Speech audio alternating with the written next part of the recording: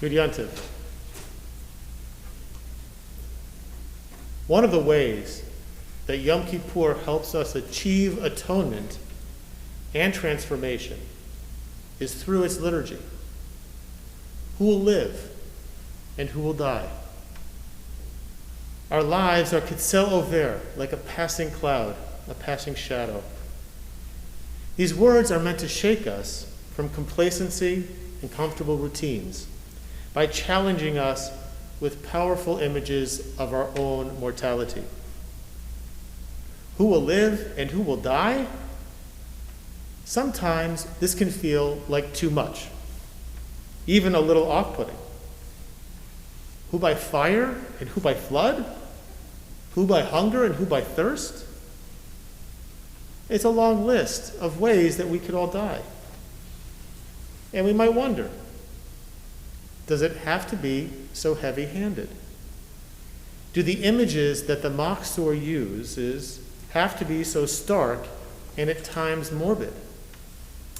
Does the liturgy of Yom Kippur have to feel like waves of spiritual and emotional bombardment? Rabbi Alan Liu, Zichrona Tzadik Livracha, taught me that this imagery does have an important purpose. He taught me why the metaphors and imagery that the Machzor uses on Yom Kippur focus so much on death. In his book, This Is Real and You Are Completely Unprepared, he lays it all out. Rabbi Liu teaches that Yom Kippur's imagery is meant to hit us over the head with our own mortality, to make it impossible to not think about our own deaths. Because awareness of death and responses to it are the work of this day. Now, in any other year, this sermon would continue in a different direction than I'm going to now take. In any other year, the imagery of the Machzor around life and death would feel different. Because this year, we don't need Yom Kippur to help us confront our own mortality. This year, the simple, everyday routines around which we organize our lives and by which we find a modicum of comfort, these simple tasks remind us of the fragility of life each and every day. So for that, we don't need Yom Kippur. When removing our face mask without washing or sanitizing our hands makes us worry about who or what we touched, we don't need Yom Kippur. When we have to watch funerals and B'nai Mitzvah and weddings on Zoom out of fear of our lives and the safety of our loved ones, we don't need Yom Kippur. When we are unable to be present with family and friends without 2 weeks of quarantine and PPE equipment, we don't need Yom Kippur. No, given what we have been through this past year, we don't need Yom Kippur to help us confront our own mortality. Now, if bringing ourselves face to face with our own mortality were all that Yom Kippur was good for, then this year, right now, I could lead us in the motzi, and we could enjoy a nice meal together. Because we are already there. But confronting our own mortality is only one step that Yom Kippur helps us to take. Rabbi Liu explains this process using a story from his time as a chaplain at Sloan Kettering Hospital in New York City.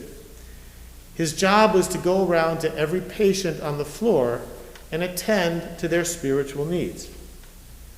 One day, he encountered a very powerful Wall Street investment banker who had recently received a terminal prognosis. And this man shared with Rabbi Liu his new understanding of life. He said that he now had a profound and direct appreciation of what was important to him, and now knew that he would spend his time doing those things And anything he found unimportant, he would just let it go. Surrounded by his own mortality, literally, the fleeting numbers of days he had left, he was almost instantly able to shed the deceptions of accomplishment and wealth and engage with what he truly valued in life. Rabbi Lu shared this story because for this man now with a terminal diagnosis, what was important in life became a black and white issue. Every decision he had to make about who to spend his time with and what to spend his time doing became incredibly simple. If it was not important, he suddenly realized it was a complete waste of his time. The immediacy of his own impending death gave him instant enlightenment about what mattered and what did not. And it motivated him to prioritize accordingly, not tomorrow, but right in that instant. Now, Rabbi Lu told this story to help us see that the purpose of Yom Kippur is to help us confront our own mortality without receiving a terminal diagnosis. So why is it so hard to have clarity about what is essential in life and what is not? We tend to not appreciate the fragility of life because we human beings are masters at deception, especially of ourselves. Being in control makes us feel safe. And often, we are willing to trade the easy illusion that we are in control for the more difficult path of actually making changes in our lives. For that man, Rabbi Lu visited at Sloan Kettering, the illusion of control was lifted by a horrible diagnosis. Now, the only thing that he could control was how to spend the fleeting moments he had left, and that brought him clarity. Lacking clarity about what is truly important to us often leads us away from what is sacred and holy and loving in life and in our relationships. For the question of how to move towards this type of awareness without the harshness of a terminal diagnosis, Rabbi Lu taught us Yom Kippur is the answer. Slowly, over these 25 hours, we are meant to tear down the defensive walls we inevitably surround ourselves with. And as we remove them, we become more aware of what is really important. That no one on their deathbed wishes they had spent more time at the office is a cliche for a reason. Yom Kippur is meant to help us focus on the values and relationships we will think of if we have the chance in the fleeting moments of our lives. Yom Kippur takes us on a spiritual, intellectual, and emotional journey where we are able to ask ourselves, are we really living our lives for those values and those relationships? So this year, we need Yom Kippur more than ever. We need Yom Kippur to help us keep moving forward despite the daily reminders of our own mortality. And we need Yom Kippur, as ever, to make the most of the time we have between now and next Rosh Hashanah. Now, in my sermon on the first day of Rosh Hashanah, I charted our spiritual course through this pandemic using the 3 verbs from the Shehechianu prayer. Shehechianu, being present in the moment.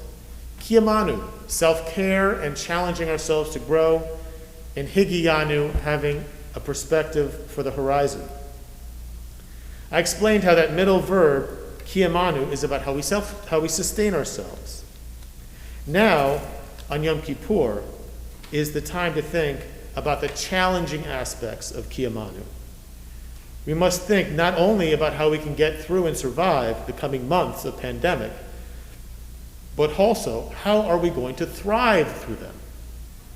This is why today, in this moment in particular, we need Yom Kippur more than ever. Now, getting through the next few months in one piece is going to require conviction and fortitude. And we have a word for that in Hebrew. It's gevurah. Gevurah. That's what the whole second paragraph of the Amidah is about. God's gevurah. The pandemic can feel like an excuse to tread water. But we must not deceive ourselves that the challenges we will face are so all-consuming that taking action is pointless. Or that we can give ourselves a pass on tshuva and growth. God, our Creator, wants us to engage, to work hard to solve our problems, even this year, and especially, perhaps, definitely this year. Now, the next 24 hours are challenging, and they are an amazing opportunity. Take this time to work and focus on the energy of Kiyamanu. How will you sustain yourself and care for yourself through this bizarre time? And how will you challenge yourself this year to grow and live each day meaningfully with kavanah? I'd like to offer you a couple of tshuva and kiyamanu strategies, ideas for using our precious and limited days in ways that can both challenge us and offer us grounding and comfort. First, a great place to begin is by living your life with greater awareness and commitment to Jewish time and the Jewish calendar. Organizing your life by the Jewish calendar makes you feel connected to powers that are far beyond yourself. Not just God, but the entirety of the Jewish people living in the same time around the world. And the great news is that there are ways for everyone, no matter how observant you are currently, to take an appropriate step forward, to increase the intensity of your connection to Jewish time by just one click of the knob. Learning and chanting Kiddush each and every week to welcome the Sabbath. Davening every day. Reading the Torah portion each week. Lighting Shabbat and holiday candles at every opportunity. All of these suggestions can help you live your life more by the Jewish calendar. And it is hard to think of a way to feel more Jewish. They also have the remarkable ability to help us look forward to Shabbat each and every week, the method that has helped Jews through difficult times for our entire history. Reflection about life over these hours is a wonderful annual retreat that we normally do together. Seeing the benefit of making a change in life can feel like an epiphany, a moment of light filled with hope about what the future might bring. Then the trick is to actually take the first steps and then to make them regular. To solidify your commitment, and that's the rub. Sustained change is really hard. But this brings me to the second step of the Kiyamanu strategy, a practice to help us be more successful in following through, so that today isn't just about regret and resolution, it's about creating lasting, concrete changes in our lives. Our second strategy emerges from Jewish tradition as well, specifically from the third paragraph of the Shema, which teaches us to place fringes and knots on our four-cornered garments. Many of us are wearing them right now, a talit. Now, this beautiful embellishment is not for aesthetic purpose, but it is meant as a sign. In Hebrew, we call them an ot, a sign between us and God, to remind us each day that we put it on to remember the mitzvot, the commandments, the Torah, and the relationship with God that they represent. Uri'item otam lama'an tizkeru. You look at the tzitzit and you remember at kol mitzvot Adonai va'asitem otam. You remember all the mitzvot of God, and then you do them. Seeing the tzitzit, the physical object, helps us keep ourselves on track. Let's mimic that pattern. First, pick a way to link your days and months more closely to Jewish time. Now, each of the ways that I listed, and pretty much every way we have, involves a ritual object. A Kiddush cup, a Siddur, Talit, Tefillin, a prayer book, a Tanakh, a book on Jewish holidays, whatever it might be. Take that object, place it in a prominent and obvious place in your home so that you see it each and every day, and it reminds you of your commitment to yourself, and it will help you to follow through and to make it a change that you are able to sustain throughout the entire year. So to recap, live in Jewish time. It will be a comfort and help you grow. Deepen your awareness of and commitment to Jewish time through a weekly ritual. Support yourself in living up to this challenge by placing that ritual object, a physical reminder about living in the Jewish framework, in a prominent and obvious place in your home. We need reminders never to hide from what's important. Do these things, and you'll develop lasting practices that will both challenge you and ground you in this challenging time. We need Yom Kippur today more than ever. Focus on your mortality not just as a fear, but as an urgent opportunity. Let this day strip away our illusions of control. Let it free us from the distractions we use every day to ignore what is important. Respond to this awareness by strengthening the ways in which you march to Jewish time. It will enrich your life, draw you closer to God and the Jewish people, and help you to make it through. Shana Tova, Gamar Chatima Tova.